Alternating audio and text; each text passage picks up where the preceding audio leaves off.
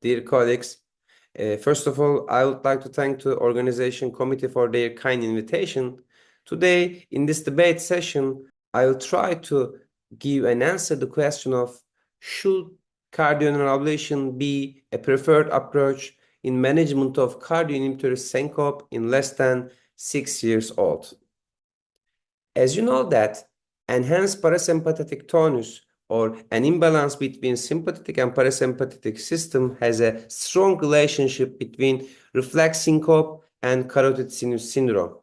If you look at the mechanism of vasovagal syncope, as you know that after occurrence of any trigger activity like standing, blood sampling, severe pain, or something like that, we see an increase on sympathetic tone. It causes a forceful ventricular contraction in unmet chamber and stimulates C fibers. Stimulation of C fibers may cause three different responses. In the first time, we can see a syncope due to bradycardia or severe asystole, which is called as cardioinhibitory type, but the mechanism is parasympathetic overactivity.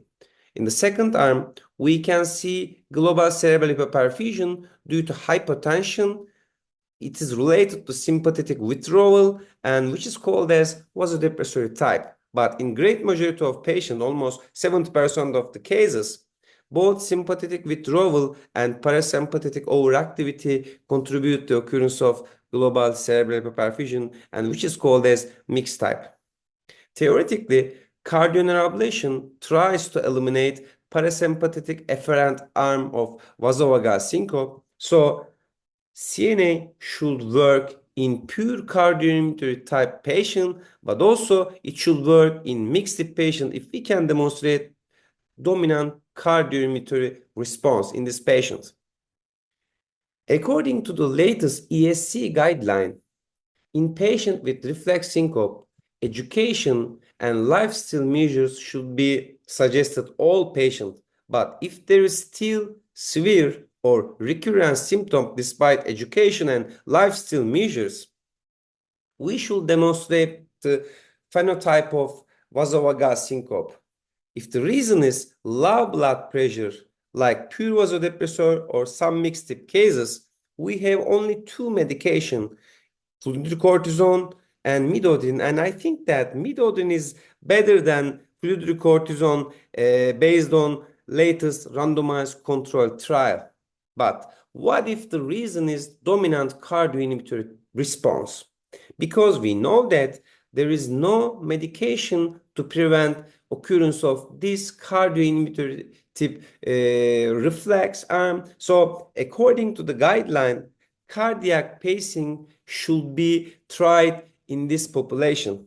But please look at the published randomized controlled trials of cardiac pacing. As you see in here, in VPS2 and SynPace study, the patients younger than 40 years old were included in the study, but at the end of follow-up period, pacing has no role to prevent new reflex syncope episode in this younger population. So in the following studies, in issue 3, Spain and Biosign, only patients older than 40 years old were included in the study. But if you look at the mean age in this population, actually mean age was older than 6 years old. So we have no data about the efficacy of cardiac pacing in patients younger than 40 years old. But if we are talking about older patients, please don't forget that rate drop response pacemakers has only modest effect to prevent new syncope episodes. So if you want to implant cardiac pacemaker, you should select closed loop stimulation pacing system to prevent reflex syncope episode. But if we are talking about cardioneuroablation, and if you look at the mean age to included patient in CNA cohorts, usually the age was younger than 40 years old. And in all those studies, authors used tilt table testing to select potential candidate for cardioneuroablation strategy. So based on tilt test result, we have too many observational data about the efficacy of cardioneuroablation in younger population. Let's see some of observational study. This was the first one by Professor Pachon from Brazil. They followed their patients more than 40 months, and at the end of the follow-up period, syncope-free survival was higher than 90%, and you are seeing the mean age in the included population. In great majority of patients, there was pure cardioinhibitory tip reflex syncope, but they also included some mixed tip patient as well. And then Chinese group published the largest CNA series.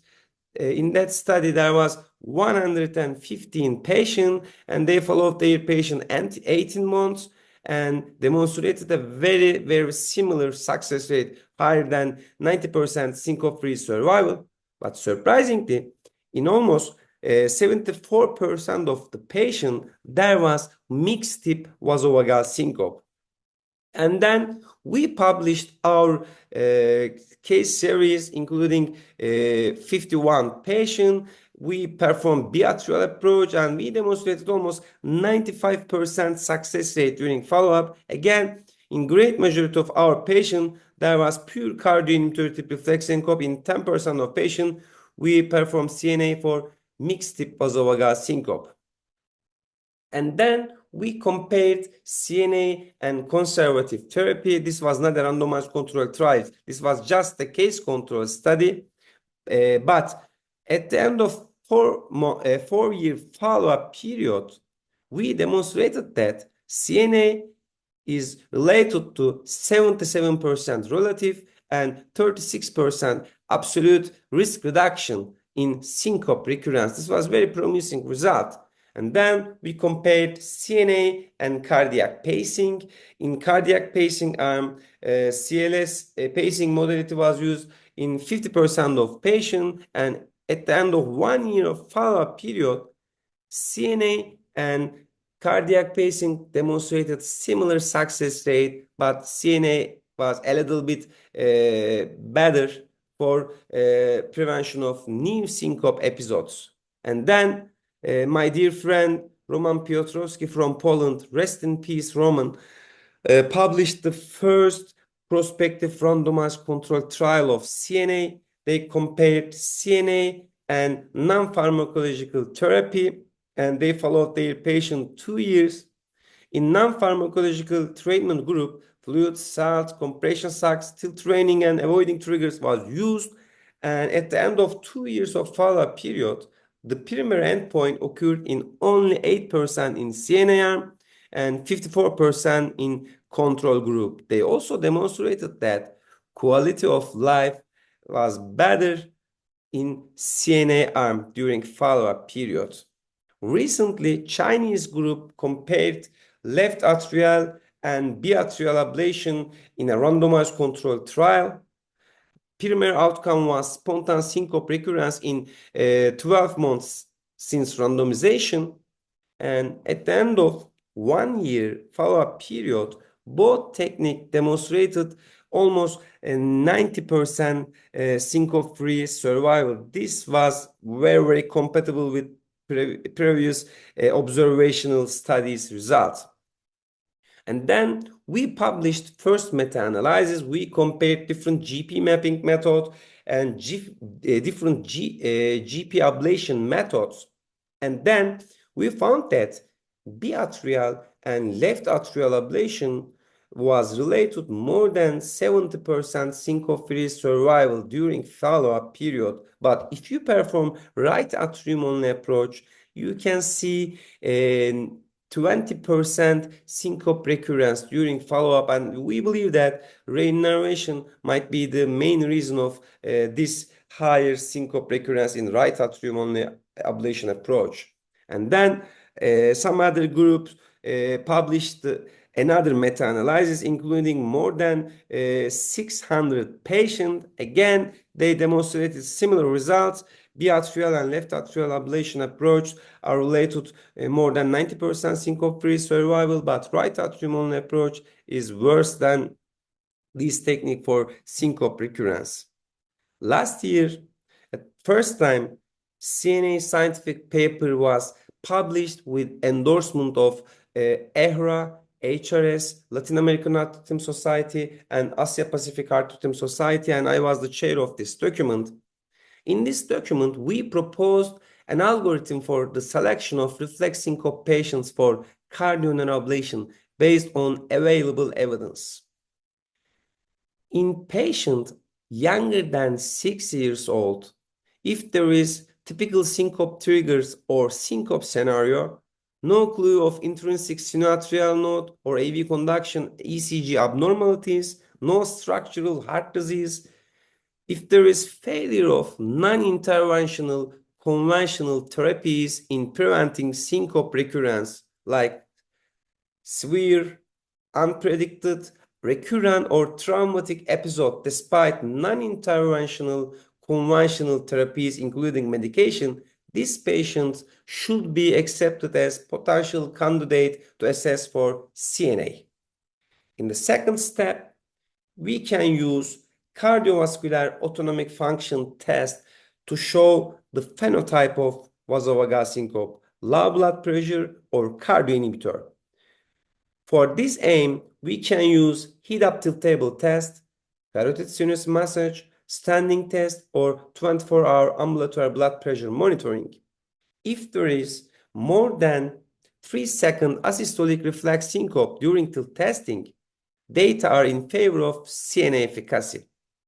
In case of associated hypotensive susceptibility or mixed tip syncope, data on CNA results are still debatable. But of course, you can also use implantable root recorder to show dominant cardioinhibitory phenotype.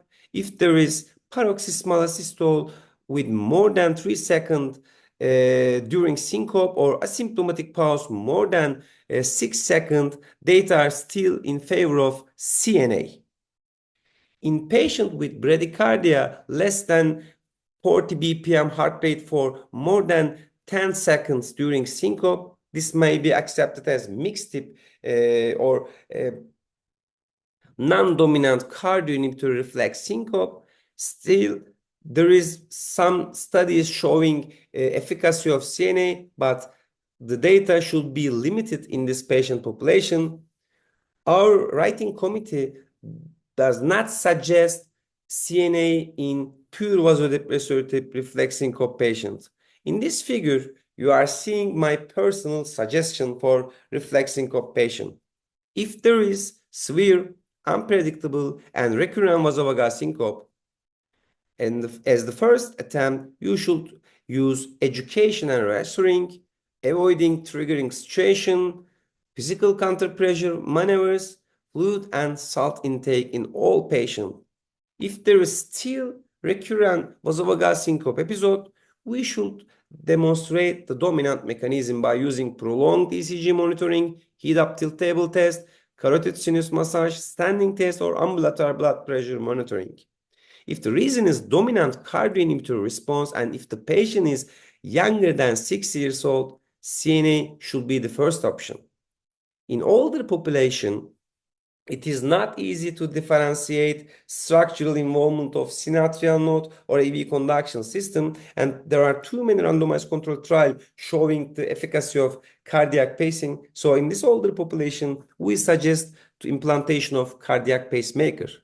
In mixed tip patient, in the first attempt, we should try midodrine or fludrocortisone. But if there is still recurrent syncope episode and if the patient is younger than 6 years old, again, CNA should be accepted as the first option. We don't suggest to perform CNA in dominant vasodepressive reflex syncope patients.